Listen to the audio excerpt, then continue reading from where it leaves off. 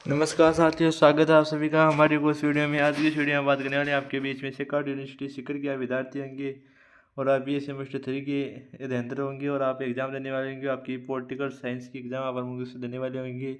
इसमें आपका टॉपिक का नाम है और सब्जेक्ट पेपर का नाम है आपका पॉलिटिकल प्रोसेस इन भारत।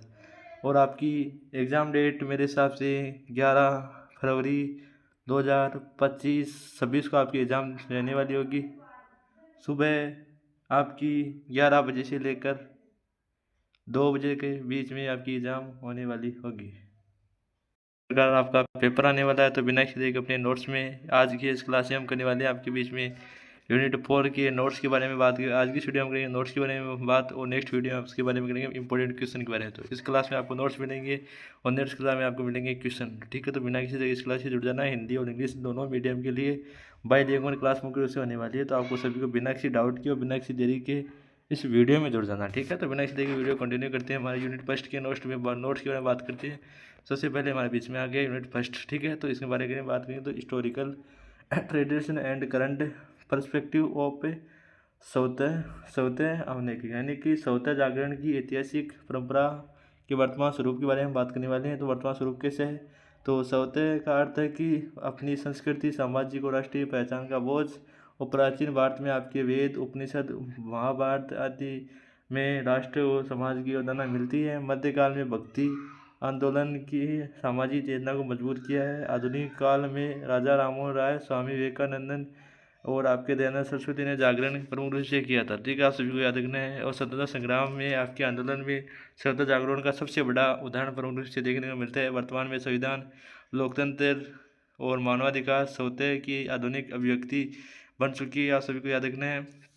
आगे हम बात करें तो आपके बीच में आता है कि सौते means self identity and national consciousness आपकी, आप सभी को याद रखना है। इंग्लिश में इसको बताया गया है। And ancient text likes Vedas and the Upanishads and reflected early ideas of the nationhood. आप सभी को ये भी प्रमुख रूप से आपको याद रखना है। ठीक है, आगे हम बात करते हैं आपके बीच आता है कि भक्ति movements of the stranger social anti anti है ना। ठीक है, तो एंटी, ठीक है, reports like to Raja Ram Mohan Roy and Swami Vivekanandan and आपके नेशनल कॉन्स्टिट्यूशंस आपके freedom movements was the peak of the शव यात्रा awakening today the democracy constitutions and rights represent and modern identity. ठीक है, आइडेंटिटी आप सभी देखना है। अब नेक्स्ट आपके टॉपिक में आया कि लोकतंत्र के आयाम है सामाजिक आर्थिक। लोकतंत्र के आयाम में आपके सामाजिक व आर्थिक अगर बात की जाए तो आप सभी को सिंपली देख लेना है कि dimensions of the democracy social and economics. ठीक है, तो आप सभी को बिल्कुल बिना किसी देरी से जुड़ जाना। ठीक है, तो लोकतंत्र केवल राजनीतिक व्यवस्था ही नहीं बल्कि सामाजिक व आर्थिक न्याय को माध्यम भी है। और सामाजिक आयाम समानता, जाति भेद समाप्ति, महिला सशक्तिकरण और आर्थिक आयाम आपके गरीबी उन्मूलन, समान अवसर योजनाएं एंड मिनजरास पीडीएस आदि आपकी प्रमुख रूप से आती हैं। और भारतीय लोकतंत्र का सामाजिक न्याय आधारित है। आरक्षण व्यवस्था प्रमुख रूप से यहाँ पर की गई है। तो आप सभी को सिंपल ही याद रखना है। नेक्स्ट आगे विषय आता है कि डेमोक्रेसी। इंग्लिश वाले बच्चों देख लीजिए आप बिना किसी तरीके, तो इंग्लिश वाले बच्चे देखेंगे तो क्या कहेंगे कि democracy is not only politicals but also social and the economics. Social dimensions and equity, abolitions of the caste and discriminations of empowerment and economics diminutions, poverty and removal, equal opportunity, welfare schemes and Indian democracy promotes social justice through and the reservation policy. ठीक है, तो आप सभी English वाले विद्यार्थी बिना किसी तरीके इस वीडियो को देख लीजिए।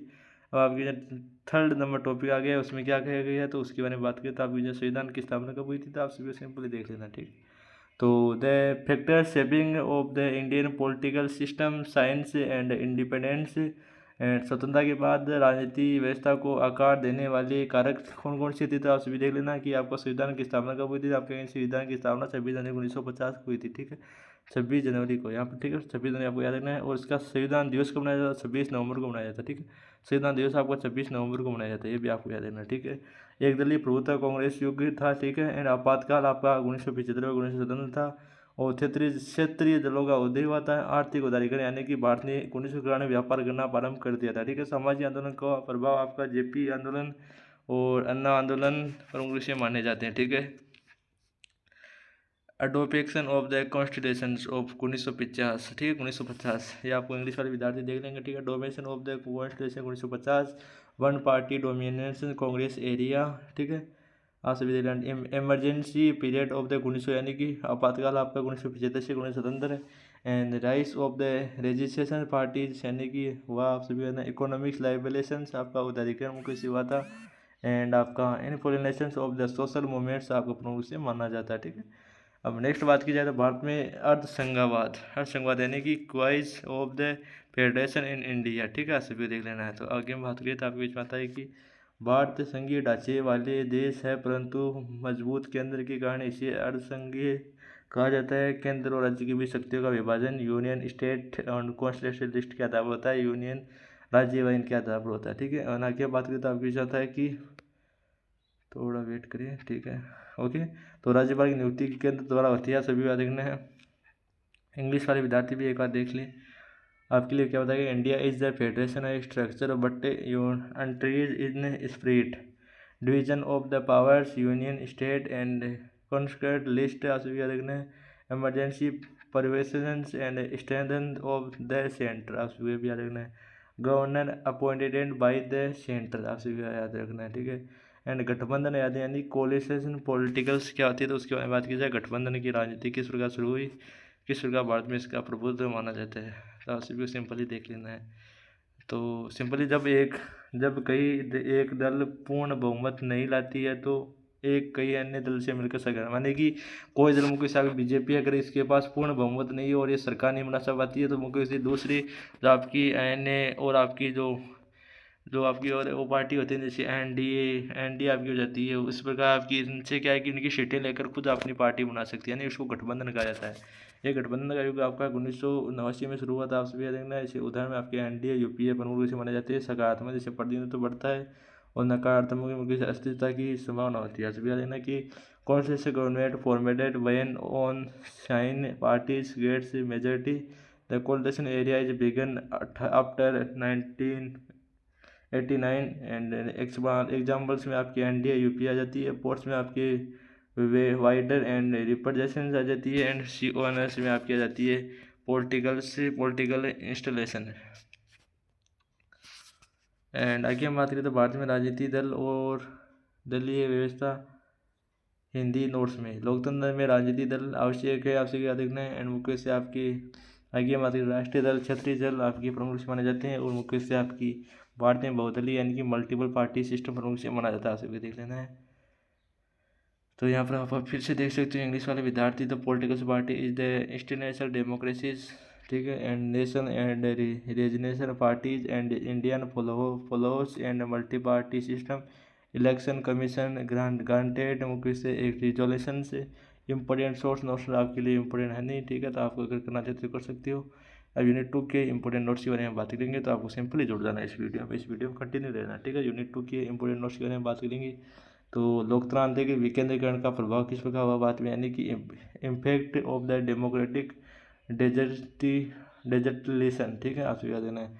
लोकतांत्रिक विकेंद्रीकरण का अर्थ है सत्ता को केंद्र से नीचे की इकाइयों तक बांटना। इसका उद्देश्य है जनता की भागीदारी बढ़ाना। एंड स्थानीय स्तर पर आपके निर्णय लेने से विकास तेज होता है। और पंचायती राज प्रणाली इसका मुख्य उदाहरण मानी जाती है, ठीक है। इससे जवाबदेही आपका अकाउंटेबिलिटी और पारदर्शिता बढ़ती है, ऐसे बिल्कुल सिंपली देख लेना। तो उम्मीद करते हैं आपको सही तरीके से एकदम सही तरीके से एकदम अच्छी तरीके से साथ एकदम सही तरीके से समझ आ गया होगा। आगे बात करें डेमोक्रेटिक एंड डिजेंट्रिलेशन, ठीक है। Means the transferring power and from control authorities to lower levels, ठीक है, to it increase people's participation in governance, ठीक है। आप देख लेना है। Local decision making ensure faster development, आप सभी ये भी देख लेना है। एंड आगे हम बात करें से पंचायत राज सिस्टम इज ए की example and it enhance accountability and transparency, आप सभी को देख लेना है। आगे हम बात करें तो इंग्लिश वाले विद्यार्थी सोच रहे हैं कि सर हमारे तो समझा ही नहीं रहे, तो भाई इंग्लिश मीडियम में स्टूडेंट हूँ नहीं, मैं आपको सिर्फ सिंपली पढ़ के एक रीड करा रहा हूँ। समझा मैं कुछ नहीं रहा हूँ तो इसके लिए समझ चाहता हूँ, आई एम सॉरी, ठीक है। ग्रामीण क्षेत्र में ग्राम पंचायत समिति, जिला परिषद आपकी होती है। शहरी क्षेत्र में आपकी नगर पंचायत, नगर परिषद, नगर निगम प्रमुख रूप से आती है। 17वां संविधान संशोधन ग्रामीण स्वशासन से संबंधित है और 74वां संविधान संशोधन आपका स्वशासन से संबंधित है। स्थानीय निकाय विकास कार्य, सफाई, जल व्यवस्था आदि संभालते हैं। यहाँ से देख लेना है कि 17वां संविधान आपके ग्रामीण से संबंधित है और 74वां संविधान आपका शहरी क्षेत्र के लिए संबंधित है। तो सिंपली आपको एक बार रीड कर लेना है, ठीक है। तो 17वां संविधान के बारे में आगे हम बात करेंगे डिटेल से, तो आपको सिंपली इस वीडियो में कंटिन्यू रहना है।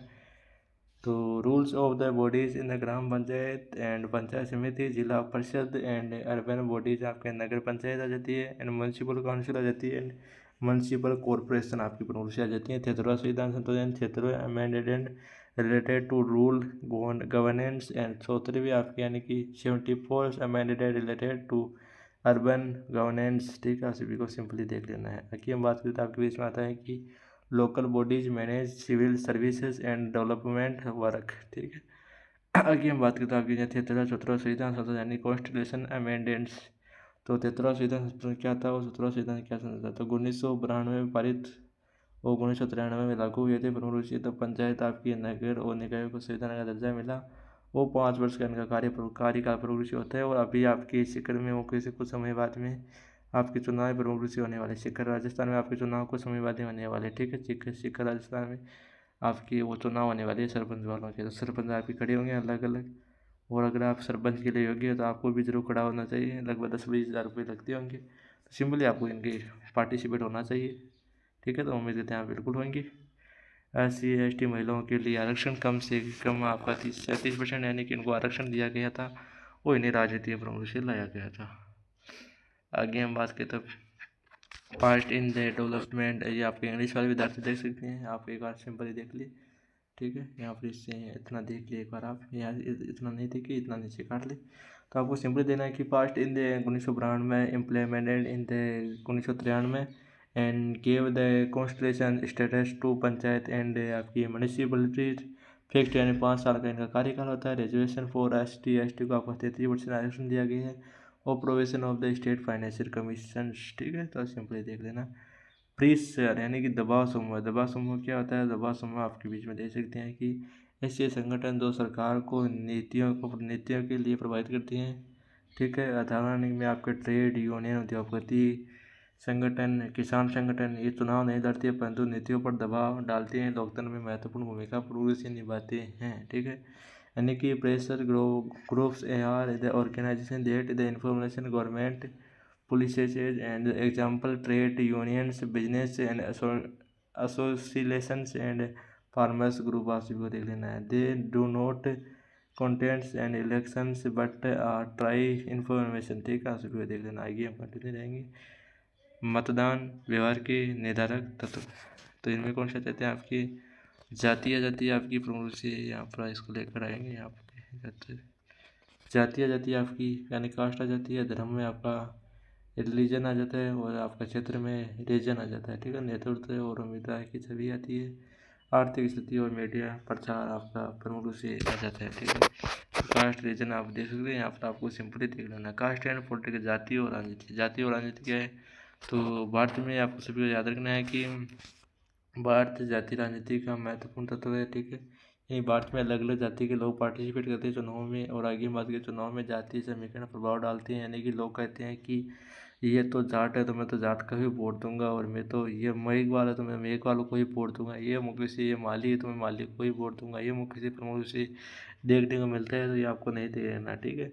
आगे हम बात करें तो आरक्षण नीति सामाजिक न्याय का साधन है। जाति आधारित दल भी सक्रिय होती है, ठीक है। सभी को याद रखना है। आगे हम कंटिन्यू रहेंगे। आपके बीच आएगा caste play and the scientific rule in media Indian politicals and electoral आपके politicals often the influenced by caste equations and reservation policy and ensures social justice and caste based on the parties are active in the politicals.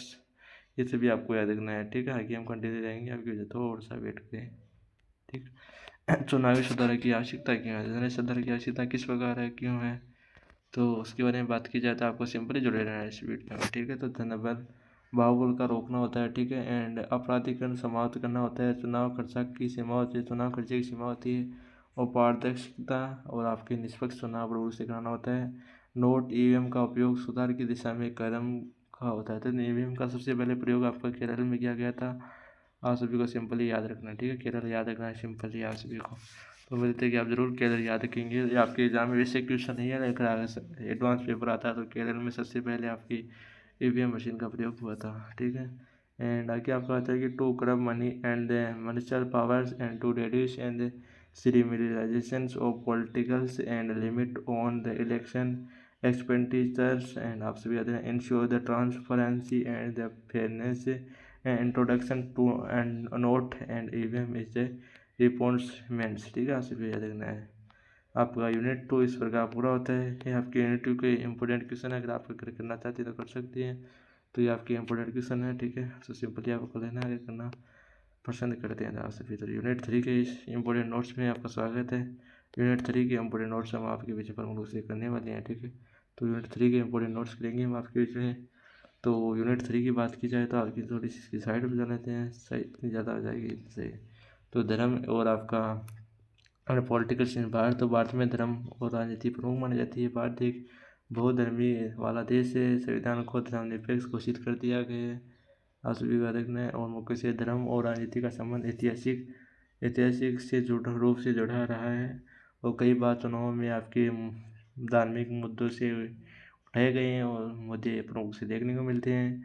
धर्म का राजनीतिक उपयोग सामाजिक तनाव भी पैदा कर सकता है, ये भी आपको याद रखना है, ठीक है। आगे हम कंटिन्यू रहता है कि इंग्लिश वाले विद्यार्थियों के लिए भी ये क्लास है, तो इंग्लिश वाले विद्यार्थियों के लिए पढ़ लेते हैं। तो India is a multiple religious country. The constitution declares India as a secure state.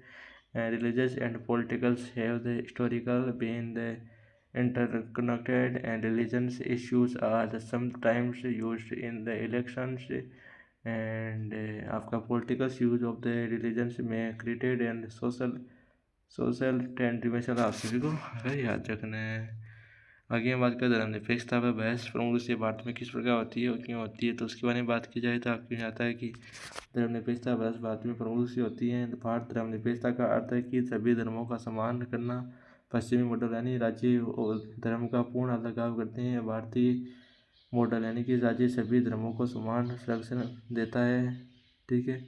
और आपका समान नागरिक संहिता आपके अंतर्गत आपकी यूनिफॉर्म सिविल कोड अल्पसंख्यक एंड बहुसंख्यक चर्चा।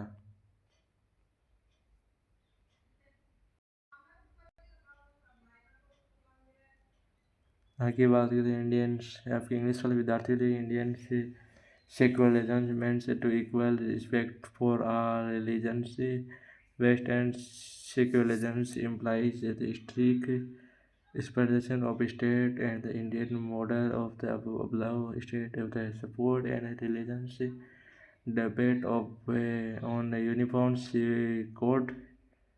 यूनिफॉर्म इसकी फुल फॉर्म आप देख लेना, आपके लिए इम्पोर्टेंट हो सकती है, ठीक है। UCC यूनिफॉर्म सिविक कोड, ठीक है। Decisions of the minority rights of the majorities, राष्ट्रीय एकता की प्रमुख चुनौतियाँ।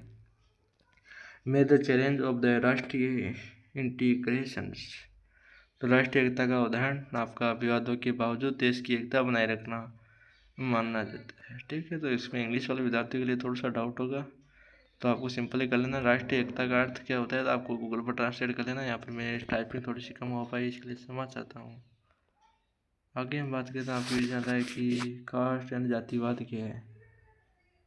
जो जाति आधारित भेदभाव राजनीति और सामाजिक भेदभाव आपके विभाजन और असमानता को बढ़ा देते हैं। आरक्षण नीति सामाजिक न्याय का प्रयास प्रमुख रूप से करती है, ठीक है। Caste based in the decision discriminations and political mobilizations create social divisions and inequalities, ठीक है। Reservation policy aims at the social justice, ये आपको मुख्य से याद रखना है। मुख्य से लिजिसम्स यानी भाषावाद।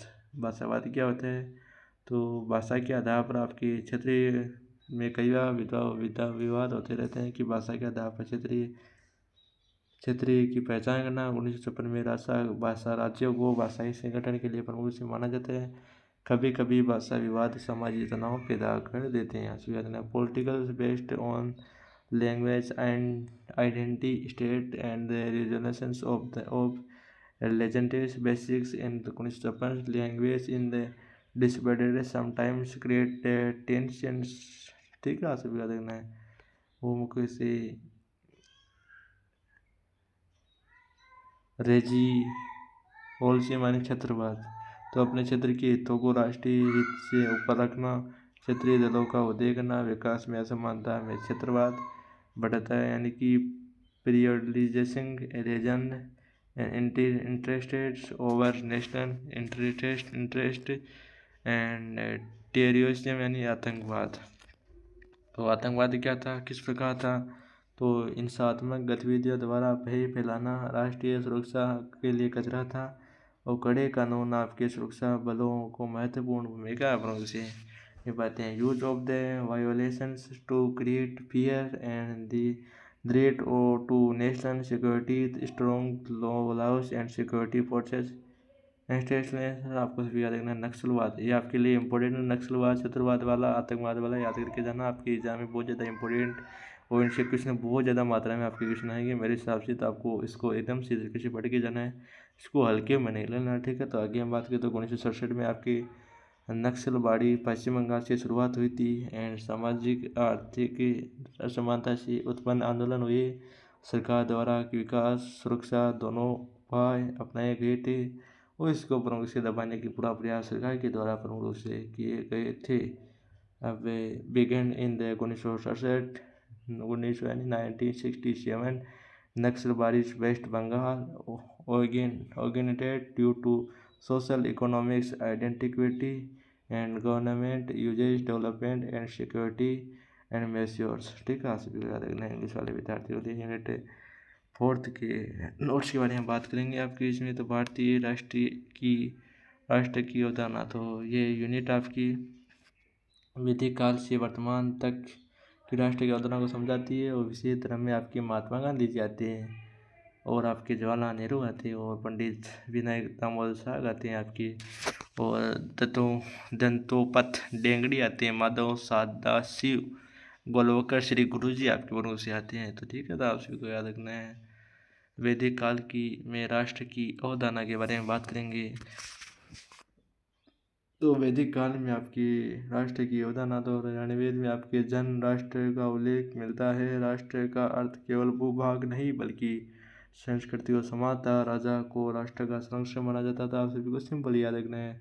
धर्म संस्कृति और परंपरा के आधार प्रमुख से थे, तो ये भी आपको प्रमुख रूप से याद रखना है, ठीक है। आगे हम बात करें तो इंग्लिश वाले विद्यार्थी कहेंगे कि हमारे लिए भी बिल्कुल सर ने बताया है, एक्सप्लेन किया है।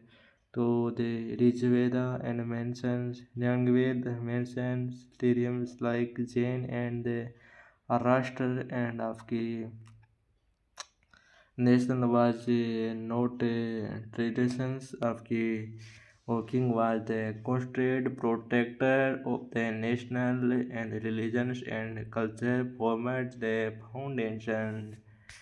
याद रखना है आप सभी को। महात्मा गांधी का राष्ट्रीय दृष्टिकोण कैसा था, तो महात्मा गांधी का राष्ट्रीय दृष्टिकोण आप कहेंगे कि राष्ट्र की नैतिक और आध्यात्मिक एकता पर आधारित था। ग्राम स्वराज की अवधारणा उनकी प्रमुख रूप से मानी जाती है। अहिंसा और सत्य पर आधारित राष्ट्रवाद उनका प्रमुख रूप से माना जाता है। सभी धर्मों का सम्मान पूर्ण रूप से वह करते थे, ये आपको याद रखना है। National based on the moral and spiritual unity and the concept of आपके gram swaraj non violations and truth as a foundation. तो उम्मीद करते हैं कि आप सभी को समझ में आ गया होगा। आगे हम बात करते हैं आपके बीच में एक इक्वल रिस्पेक्ट फॉर ऑल और रिलीजन्स वाला भी आपको याद रखना है। जवाहरलाल नेहरू का दृष्टिकोण कैसा था, आपके एग्जाम में सिंपल क्वेश्चन आएगा कि आपको बताना है कि जवाहरलाल नेहरू का राजनीति के प्रति क्या दृष्टिकोण था, राष्ट्र के प्रति क्या दृष्टिकोण था। तो कहेंगे कि आधुनिक वैज्ञानिक और धर्मनिरपेक्ष राष्ट्रवाद उनका प्रमुख से बढ़ावा देना उनका प्रमुख से योगदान था। लोकतंत्र और समाजवाद पर बल प्रमुख से देते थे। विविधता में एकता यानी कि यूनिटी इन द डाइवर्सिटी, ठीक है। विविधता में एकता। औद्योगिकरण और विकास को महत्वपूर्ण रूप से वो देते थे। आशीर्वाद देना modern scientific and secure nationalization emphasis on democracy and socialism और unity in the and divisibility important of the internations and आपके डेवलपमेंट यानी विकास पर जो प्रोत्साहन देते थे विनायक दामोदर शाह वीर सावरकर। तो इनका क्या था, तो हिंदुत्व की योजना उन्होंने प्रमुख स्थिति थी। राष्ट्र साझा भूभाग व प्रकृति व इतिहास संस्कृति राष्ट्र पर बल दिया था, राष्ट्रीय एकता को सर्वोपरि माना था। ठीक है, आपको सिंपली याद रखना है। इंग्लिश वाले विद्यार्थी कहेंगे कि अपने लिए, तो अपने लिए भी ये रहा, तो पढ़ लीजिए, रीड कर लीजिए। तो prominent concept of the Hindutva nation defined by the common territories, cultures, and story, and emphasis on culture, nationalism and national unity as a supreme. ठीक है, तो MS गोलवलकर श्री गुरु जी के बारे में बात करने वाले हैं। तो माधव सादिश गोलवलकर के बारे में बात करने वाले हैं। तो आपको सिंपल इस वीडियो में कंटिन्यू रहना है। वीडियो को चलता हुआ 25 मिनट हो गई। वीडियो में आपको सिंपल इसी तरीके से जुड़े होंगे माधव सदाशिव गोलवलकर। ठीक है, तो सांस्कृतिक राष्ट्रवाद के समर्थक थे। राष्ट्र एक जीवंत सांस्कृतिक इकाई माना जाता था। राष्ट्र की एक जीवित सांस्कृतिक इकाई माना जाता है। हिंदू संस्कृति को राष्ट्रीय पहचान का आधार प्रमुख से इन्होंने माना था। अनुशासन बल प्रमुख से इन्होंने दिया था। तो आपको सिंपल याद रखना है। इंग्लिश नोट्स वाले कर सकते हैं कि strong supporter of the culture nationalism and national as a living culture and terry Hindus cultures as base of national identity emphasis on unity and the discipline. तो आपको याद रखना है सिंपली। तो उम्मीद इतिहास में बिल्कुल सही तरीके से याद रखेंगे। दंतोपत आपके दंतोपत, तो थोड़ा सा वेट करिए, थोड़ा सा आपको वीडियो एंड होने वाला है, आपका कंप्लीट हो चुके हैं नोट्स। दंतोपत टेंगड़ी का कैसा था, आप ये कि टेंगड़ी था, इसका नाम ही टेंगड़ी खतरनाक रखा था। इसके माता पिता ने टेंगड़ी था, मेरे हिसाब से छोटा था तब। तो भारतीय मजदूर संघ के संस्थापक थे। राष्ट्रवाद और श्रमिक हितों का समन्वय करते थे। स्वदेशी और आत्मनिर्भरता पर प्रमुख से जोर देते थे। और भारतीय विचारधारा पर आधारित विकास मॉडल इनका प्रमुख से माना जाता है। आगे हम कंटिन्यू रहेंगे आपके बीच में कि फाउंडर ऑफ द भारतीय मजदूर संघ and combined and the nationalism and with the labor's welfare and emphasis on Swadesh and the self realizations and development mode of the based on the आपकी आइडियोलॉजी तुलनात्मक दृष्टिकोण आपके बीच में आपके लिए इम्पोर्टेंट नहीं है। अगर करना चाहते तो कर सकते हो। तो आपकी करते हैं वीडियो एंड, और ये 1 लाइन कैसे करेंगे नेक्स्ट क्लास में। तो आपको नेक्स्ट क्लास का वेट करना है। नेक्स्ट क्लास आपकी जल्दी अपलोड होगी। उसमें छोटे वाले क्वेश्चन, बड़े वाले क्वेश्चन, सभी क्वेश्चन करेंगे। तो नेक्स्ट क्वेश्चन क्लास का आपको इंतजार करना है। उसमें बड़े वाले क्वेश्चन, सबसे बड़े वाले क्वेश्चन हिंदी व इंग्लिश मीडियम दोनों के लिए बाइलिंगुअल क्लास होगी। तो उसका इंतजार आपको प्रोनाउंस करना है। उसमें हम पूरी डिटेल से हम बात करेंगे आपकी हिंदी और इंग्लिश के नोट्स के बारे में। तो उम्मीद करते हैं कि आज का वीडियो आपको एकदम सही तरीके से पसंद आया होगा। तो नेक्स्ट वीडियो में मिलते हैं अच्छी तरीके के साथ, अच्छी डेट के साथ। तब तक के लिए हम दिखा देते हैं आपको हमारा व्हाट्सएप टेलीग्राम चैनल। ये है आपका अपना टेलीग्राम चैनल। यहाँ पर भी आपको प्रमुख रूप से ऐड हो जाना है। यहाँ पर इसका इम्पोर्टेंट PDF इम्पोर्टेंट नोट्स, जो भी आपके क्वेश्चन बोलते हो, गेस्ट पेपर, वो सभी यहाँ पर प्रोवाइड होते हैं। सिंपली आपको यहाँ पर जुड़ जाना है। 89 विद्यार्थी यहाँ पर लगभग जुड़ चुके हैं। तो आपको भी प्रमुख से जुड़ जाना है। यहाँ पर विद्यार्थी कम हो सकती है, लेकिन आपको बिल्कुल सही तरीके से जुड़ जाना है। उम्मीद करते हैं आप बिल्कुल सही तरीके से जुड़ेंगे। और इस वीडियो में आप अगर आर्मी की तैयारी करते हैं तो आपके लिए वैसे इंपॉर्टेंट है, क्योंकि आर्मी के लिए मुख्य से यहाँ पर इंपॉर्टेंट नोट्स प्रोवाइड होते हैं। जैसे ये अलग अलग बुक है, इनकी सभी का PDF यहाँ पर प्रमुख से मिलता है। तो यहाँ पर प्रमुख से आपको ऐड हो जाना है मुख्य से। तो उम्मीद करते हैं कि आप बिल्कुल यहाँ पर ऐड होंगे। तो अब हमको आपको दिखा देते अपना व्हाट्सएप चैनल भी मुख्य से, जहाँ से आपको इसकी important news, important updates provide होते हैं। तो आपको व्हाट्सएप चैनल पर प्रमुख से जुड़ जाना है। तो बिना किसी देर के व्हाट्सएप चैनल पर चलते हैं, बिना किसी देर के। ये है आपका अपना लर्निंग विद तेजल का व्हाट्सअप चैनल, जहाँ पर आपको ऐड हो जाना है। यहाँ पर सभी सब्जेक्ट के सिलेबस प्रोवाइड होते हैं। तो उम्मीद करते हैं कि आप सभी बिल्कुल यहाँ पर ऐड हो जाएंगे। तो उसी प्रकार मैं आपको यहाँ पर प्रोवाइड कर देता हूँ। मैं प्रोवाइड कर देता हूँ आपको, ये कर देता हूँ आपको प्रोवाइड। ठीक है, तो इसका आपका राजनीति का नोट्स का आपके सामने अपलोड कर रहा हूँ मैं। तो आपके सामने देख सकते हैं, ये आपका पॉलिटिकल साइंस का सिलेबस मैंने आपको यहाँ पर अपलोड कर दिया है। तो आपको सिंपली जुड़ जाना है। यहाँ पर प्रोवाइड कर दिया है मैंने, आप देख सकते हैं यहाँ पर ये प्रोवाइड हो रहा है। ठीक है। तो इसका सिलेबस तो आपके अकॉर्डिंग तो ये क्लास होने वाली है, इस सिलेबस के अकॉर्डिंग आपकी क्लास हुई थी, तो यहाँ पर मैंने प्रोवाइड कर दिया है। तो उम्मीद है आप बिल्कुल यहाँ पर भी जुड़ जाएंगे। तो आज की और इस वीडियो में इतना ही, मिलते हैं अच्छी वीडियो में अच्छी डेट के साथ। तब तक के लिए जय हिंद, जय भारत साथियों।